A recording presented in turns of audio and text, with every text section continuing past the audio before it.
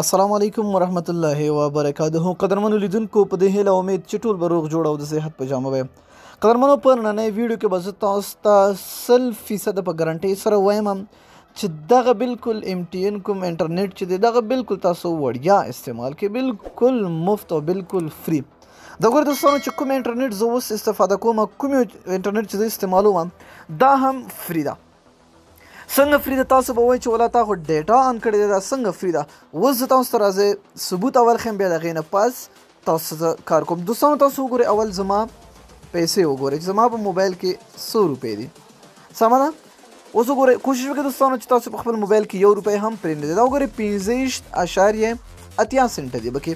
سمه ده. اوس ګورئ دوستانو زما انټرنیټ چالو ده یعنې زما انټرنیټ روان دی. خو ګورئ زه یوټیوب خلاصوم ویډیوګانې هم پلی کوم خو ویډیوګانې خو نه پلی کوم ځکه چې کاپي رایټ ماته راتلی شي. اوس ګورئ که تاسو انټرنیټ هسې هم ولګوئ نو تاسو نه پیسې کټ کوي. چې کله هم ویډیو خلاص شي په آخر کې بس تاسو ته زه بیا خپل پیسې ښیم چې ګورئ زما نه یې پیسې کټ کړي دي او که نه دي کټ کړي. نو ګورئ دوستانو دا کیږي څنګه.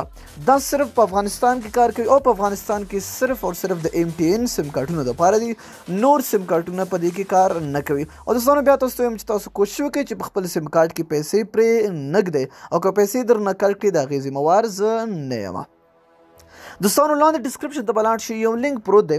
په لینک باندې کلیک کړئ چې کله هم تاسو په لینک کلیک کړئ تاسو ویب سایټ رسي بیا لاندې لاړ شئ ډاونلوډ آپشن یې لیکلی وي. چې کله هم تاسو په ډاونلوډ باندې کلیک وکړو نو تاسو ته به فایل ډاونلوډ شي. چې کله هم فایل تاسو ډاونلوډ کړئ هغه به تاسو قلار خپل ګیلري کې پرېږدئ نو تاسو به لاړ شئ پلی سټور ته. چې کله هم تاسو پلی سټور ته لاړئ نو د پلی سټور نه به تاسو یو اپلیکیشن ډاونلوډ کړئ. صرف یو 100 MB اپلیکیشن دی هغه به تاسو ډاونلوډ کړئ. نو تاسو بلته ولیکئ HTTP زه به تاسو ته ولیکم HTTP انجکټر. چې کله هم دا تاسو را ګورئ دوستانو دا زه فری دا وړیا انټرنیټ زه استفاده کوم. دوستانو چې کله هم تاسو تاسو به دا پرېږدئ صحیح ده د باندې راشي دا به تاسو HTTP کسټم نو کوشش وکړئ دلته کسټم ورسره ولیکئ چې تاسو ته اسانه شي. HTTP کسټم چې کله هم تاسو دا ولیکئ دا به تاسو انسټال کړئ او خلاص به یې کړئ.